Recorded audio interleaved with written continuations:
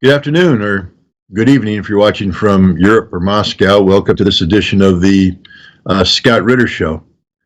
You know, one of the main objectives of this show is to bring critical Russian voices to non-Russian audiences. And today we have a wonderful opportunity. We in the West, and I'm sure it's the same in Russia and elsewhere, we're sitting on the edge of our seats in anticipation of what's next in the conflict in Ukraine. There's been a buildup of expectations, and there's just a lot of uncertainty. And so I could think of no better person to bring on to discuss this than our guest today, Andrei Klinsevich.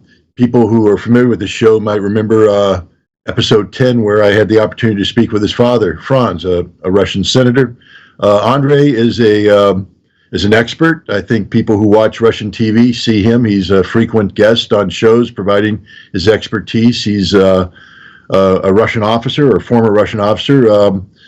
He was an officer in the Special Forces Regiment of the Airborne Troops, so not just any officer, but it's an honor and a privilege to have you on today, and thank you very much for coming.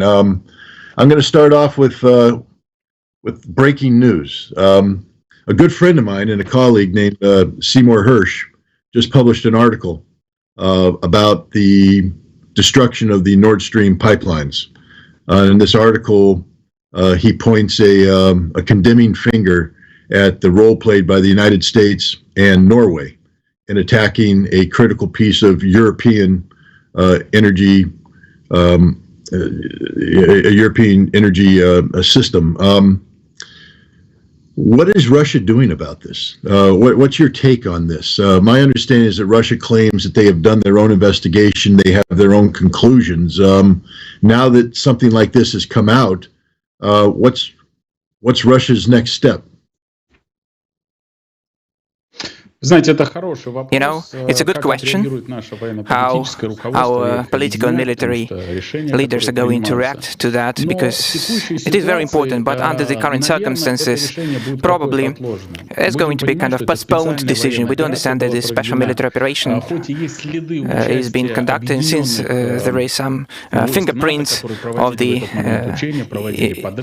NATO armies which attacked the infrastructure, but the activity was taken, there was no marks on the explosive, there were no fingerprints on the explosive, there were no made in Britain, made in the USA explosives. Probably there was some debris under the surface, but at the high level, we'll be honest, there was a marine operation, there was explosives in several spots. From our understanding, the American helicopter, which at that point of time was participating in that operations, probably submerged special timer machine, and there was explosive in advance, and it was expected in some time. The helicopter which came back from the special marine vessel and was in this area, probably it submerged the special timer for the explosive, but it will be very difficult to prove. We do understand that, but under the circumstances of this geopolitical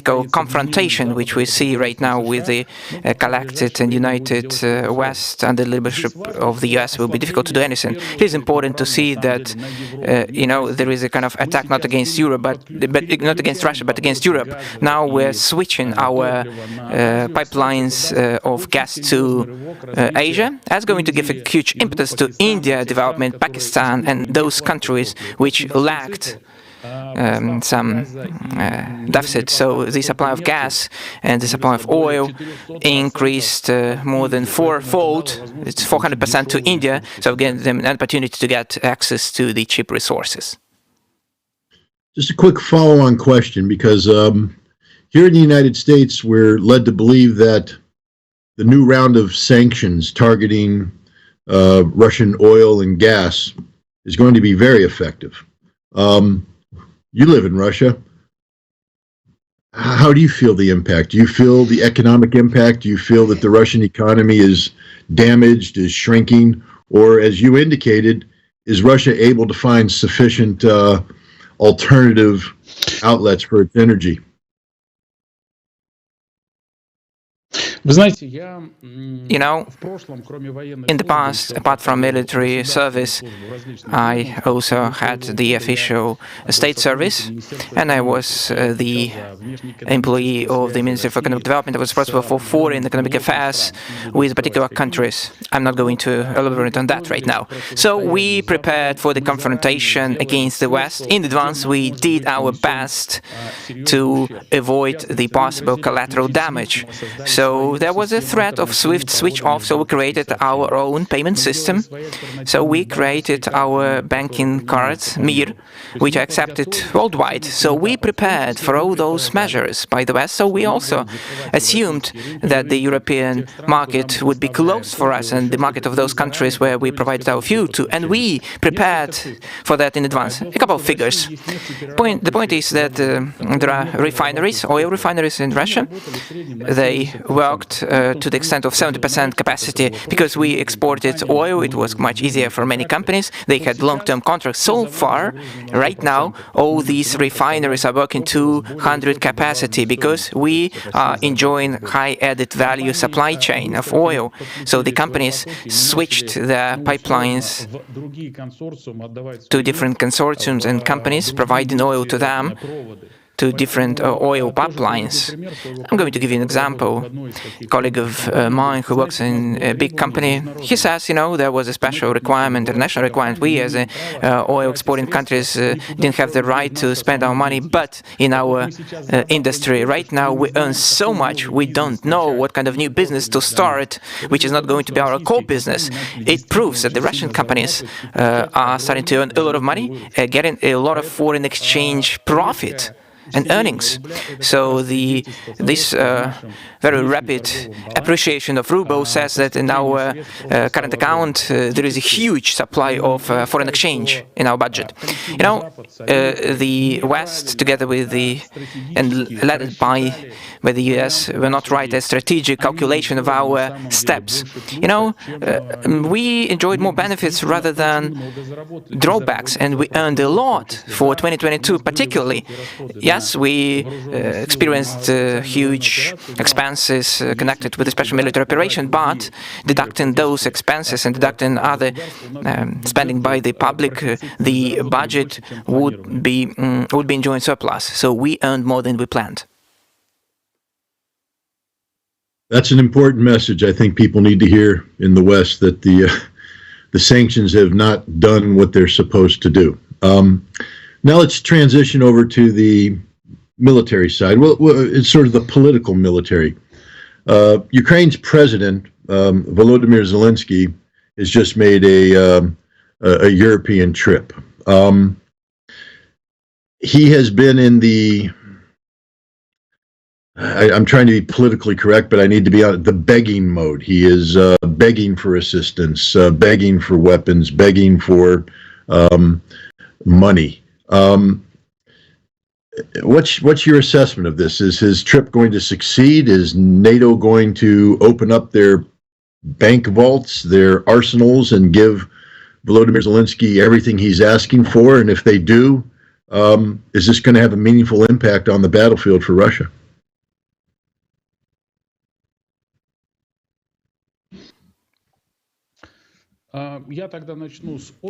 I'll start with general trends. As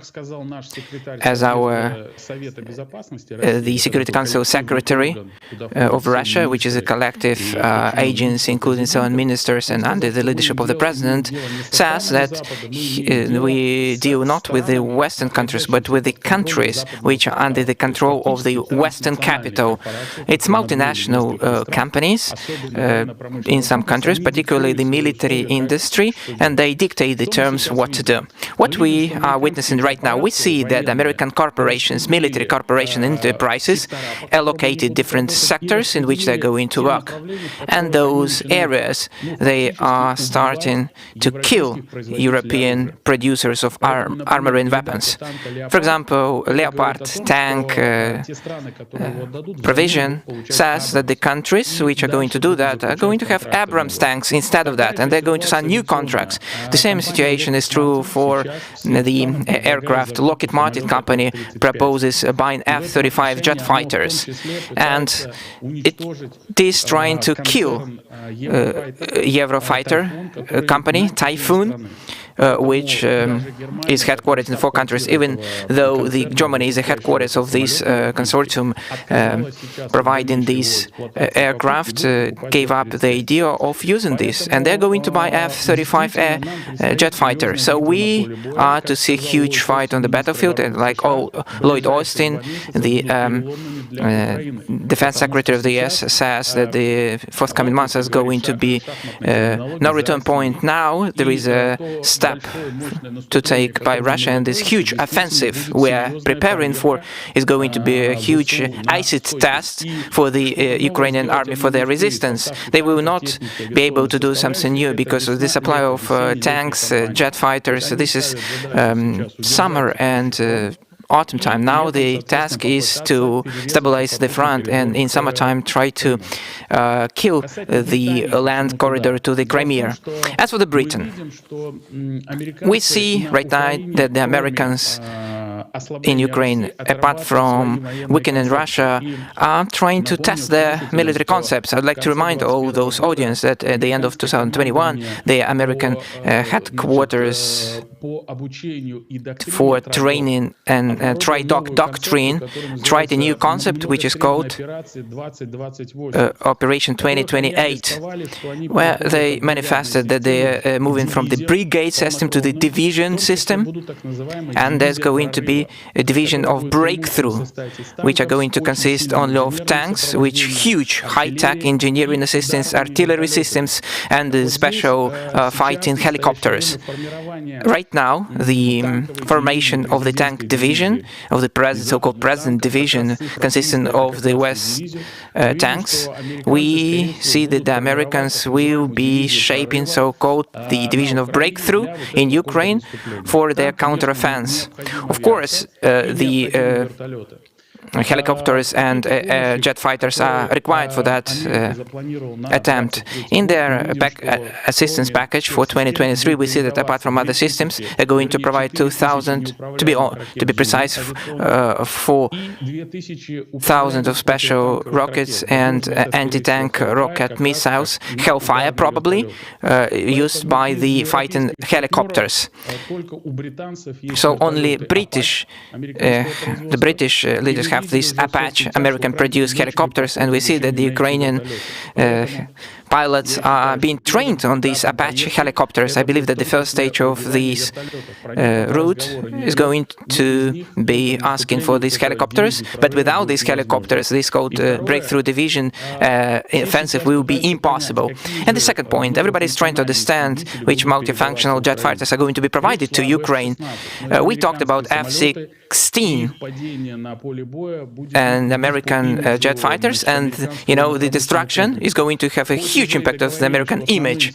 Of course, F-35 and F-16 in new modifications are not going to be provided, but this is the image, and you can sell these countries, which are going to provide old Soviet jet fighters to Ukraine. So I do not rule out the opportunity that Typhoon are going to be provided by Britain. They have 180 Typhoon jet fighters, and since they're majority stakeholders, they're not going to ask anyone to do that, as the British have F-35, and they're going to increase the number of these jet fighters. So for the American military industries, everything's going to be great. When the United States started providing significant military resources in May, when they passed the new Lend-Lease Act, they call it $45 billion. And from May until July, August, this equipment was used to reconstitute a significant Ukrainian military force, which in September carried out a counteroffensive that compelled Russians to withdraw from the Kharkov region and the right bank of Kherson. And now Ukraine is talking about, as you alluded to, a new offensive focused on Mariupol, severing the land bridge, attacking Crimea. They were successful somewhat in September. Should Russia be concerned about this new offensive? Are the Ukrainians going to be able to capture Mariupol, to threaten Crimea. It sounds impressive. Apache helicopters, F-16 fighters, Leopard tanks. Is this something Russia's prepared to deal with?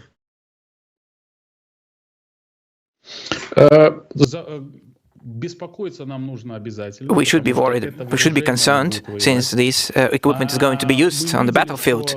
We saw that in Kharkiv region, when the fast mobile groups on mobile platforms, Hamri, just provided special operations, and it compelled Russian forces to move. Every military doctrine understands that the resistance consists of three things: army, the capital, and the allies. The area, the territory, is a kind of a checkmate board. That's what we are positioned on, since our defense was not based on the front line, but on special checkpoints. So the fast movement was very dangerous for our army. Right now, the front line and the defense line from Zaporozhye region to Melitopol, where Ukraine is planning to move, to have this land corridor, has a very fortified engineering platform, and only tanks can go through that, and these mobile groups are not able to do this anymore. Apart from tanks, of course, a huge problem is going to be around 200 Humvee with TO2 sets, anti-tanks sets, and they are mobile, and they prove to be effective. You know, just one of the curious things, Javelin anti-tank missile rocket was not that effective, and the TO2 former version as our special equipment is more effective compared with Javelin. We're going to fight against it, but the question is, so when these special divisions are going to be shaped, when they're going to move and start the offensive, we will be starting our own operations, and the front line may change a lot. Probably the front line within the military concept on big rivers, as in Kherson region the defense line is along Dnieper, large river, and to move across Dnieper is not going to be very easy, because our jet fighters can prevent that. The Western countries and the Ukrainian forces have a huge advantage, which we have to fight against, and we cannot change that. This is a huge satellite system, the special Renaissance satellite systems, which can online monitor the movement of our special and any types of forces. Apart from that, in autumn, there was a special contract with the Finnish private companies, which have satellites for Arctic surveillance, which can see the picture through the clouds. We do understand that, and we mask our movement. We create the false movements, false defense lines to fight against these satellite systems. You know, there's a changing perception here in the United States and in the West. About a month and a half ago, we were still saying that Ukraine is going to win this war, that the Russians are incompetent, they don't know how to fight. But I think reality on the battlefield has sobered up this assessment, and now there's talk about Ukraine not being able to accomplish its objectives, and that everybody's afraid of this Russian offensive that's getting ready to happen. But your presentation was sobering, because that's true. I'm going to give you some figures. You know, Ukraine is to be provided 300 tanks, but there is no proof to this figure. And Leopard 1, these old models, are going to be provided by the end of the year. So in fact, Poland and Great Britain are the countries which are going to provide 30 tanks. Only in January, on the whole front line, there were around 300 tanks destroyed. The Soviet tanks, which which are not that bad, by the way. So the confrontation, like the Second World War, so the military industry of Russia is different from the US military industry. In our military industry is mostly state-owned, and we have so-called preserved military enterprises that provide ammunition and shells. And right now we have assembly lines 4 times faster based on the Soviet norms and regulations. Everything is in public. In the American military enterprises, which produce 155 millimeters shells, they are not capable of doing that so fast. That's why they have to move their reserves from Israel to Ukraine and from South Korea. So the pace of providing tanks, artillery systems, shells and drones outpaces not only that of the USA, but the whole West. So we produce air defense rockets more than the whole world. So we stipulated those capacity to produce those mass and cheap equipment. You know, war is about math, it's about figures and numbers. You cannot do anything about that. And right now our military defense industrial industry and sector is much more advantageous than that of the West. The American military defense system says that the refurbishment of these stocks takes 5 years. In high precision things and systems like Stinger and Javelin, it takes up to 7 years, because these productions should be started from scratch, as the Stingers were stopped and the private companies don't want to have these capacities, they don't have orders. So in these situations it's a bit simple for Russia. Here's the million-dollar question. Certain high-profile figures in Russia have talked about this war reaching a decisive moment sometime in August, September, October. When we just talked about the provision of Western technology, a lot of it seems not to be arriving in Ukraine until late summer, early fall, maybe even next year. The implication is if this war continues for any length of time, that Ukraine might regain an advantage over Russia.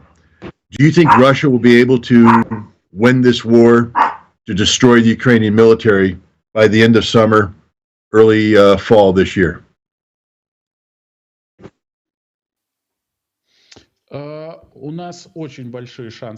We have big chance to do that.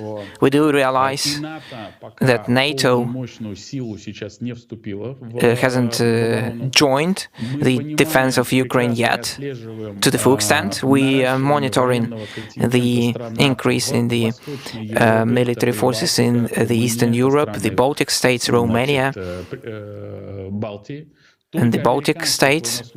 Only American forces amount to 100,000, and additional equipment is coming. We do understand this is the second stage. We're not talking about Poland, which is openly saying that they want to engage in the conflict. Whenever Poland joins the conflict, probably there's going to be 4 states. So we will see that Belarus is going to join Russia. And the President Lukashenko said a lot about that. And Poland said that if Belarus joins the conflict, Poland will join the fight with Ukrainians. I believe that in winter-spring campaign, so-called, we have a big chance to move up to the Dnieper River to break this defense and to regain Donbass. If we look at Liman area, Ukraine doesn't have a very fortified defense line, and every day we keep on moving, and it is not a full offensive yet. So we're touching all the whole front line, we are holding the initiative, and whenever we see the weak points and spots, we're going to strike hard by tanks, which is going to break through this defense line by tanks T-90 breakthrough tanks. So we're increasing in our equipment component. So we're ready. The risks are high. If NATO is joining this conflict, but everybody realizes that the consequences might be very lethal using the nuclear weapons by the states. Neither Europe nor the USA don't want to get the battlefield on their territory. They understand that there is kind of a confrontation between the states, and through this conflict Russia is being weakened, but the world is being separated right now, and right now there is a de-dollarization process. The United States, from my perspective, is shooting its leg. It's using its resources as a weapon.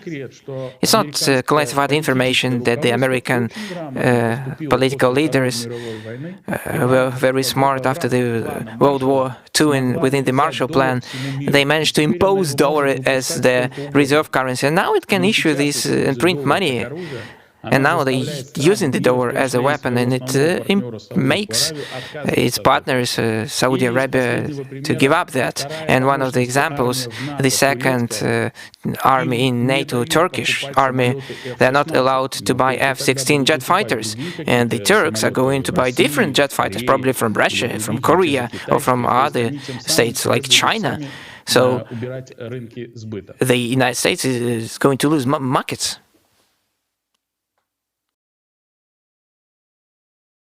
No, there's.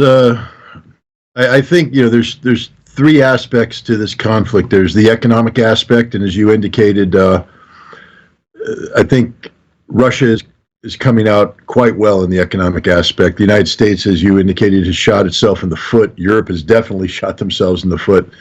There's a political aspect. The future of NATO. The European Union and NATO like to speak of unprecedented unity. They've never been more unified, but there appears to be serious fractures inside NATO and Europe, and many Europeans are starting to question whether or not they'd be better off with a European security organization that was separate from NATO. But now we come back to the military aspect of this. How does this war end? I mean, the Russians have said that they want to demilitarize the Ukrainian military. To me, that means the destruction of the Ukrainian military. They've said they want to denazify the Ukrainian government. To me, that means the elimination of the Zelensky government. Does this war end with Russian troops in Odessa, with Russian troops in Kharkov, with Russian troops in Kiev, with Russian troops on the Polish border? How do you see this conflict ending? In the West, they're talking about the Korea solution. That is to create a ceasefire, and then there will be a demilitarized zone where you have where Ukraine's military is still active, and then the Russian military be active, and it'll be a perpetual war situation. Is that something that would be acceptable to Russia?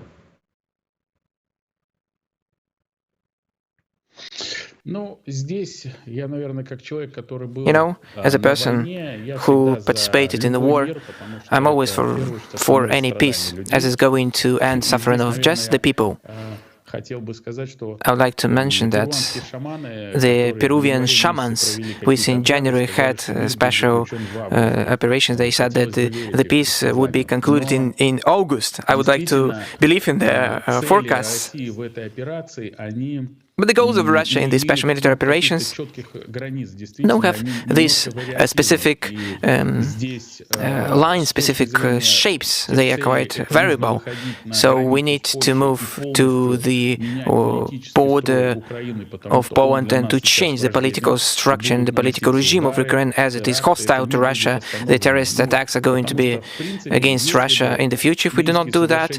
If Minsk agreements had been fulfilled and there wouldn't have been constant bombardment of and shelling of Donbass, and there would have been provided special status, this conflict wouldn't have started at all. For us, it is important to provide the full security of our country. And we stated that clearly, crystal clear in 2021, that the Ukraine as a military state, which would be a total threat to our security, is unacceptable to Russia. What is Ukrainian leaders doing? Are doing that right now.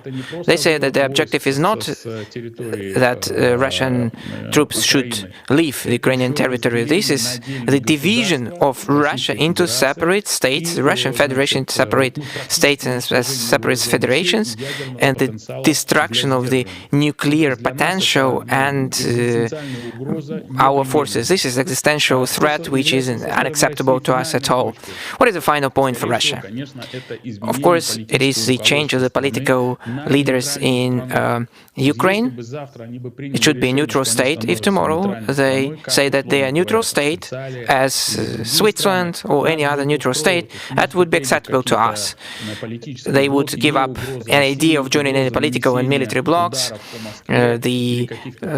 not any threat to conduct terrorist attacks against Moscow or our state. We do understand that if the front line is going to be like in the Korean scenario, kind of a demilitarized zone, that will allow Ukraine to get additional equipment, to get new high-tech equipment, to train their army, and to start a new military campaign. That's kind of retribution. So that would be a war which will be conducted for a long period of time.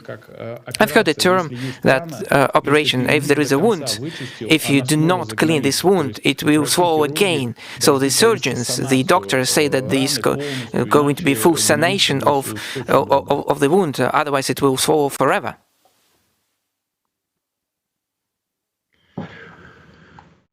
Now we come to the last question. Right now, relations between Russia and the West are, I believe, the worst I've ever seen, and I've been around a little bit. And this war will end someday. And when it does end, what do you think the path forward could be for Russia and the West to take an off-ramp from this current confrontation? Is it possible to repair relations? Can U.S. relations and Russian relations be repaired? Or are we in a perpetual state of Cold War going forward? I'm going to voice our concept of Russian development, which has been voiced by our president, and we are moving to that.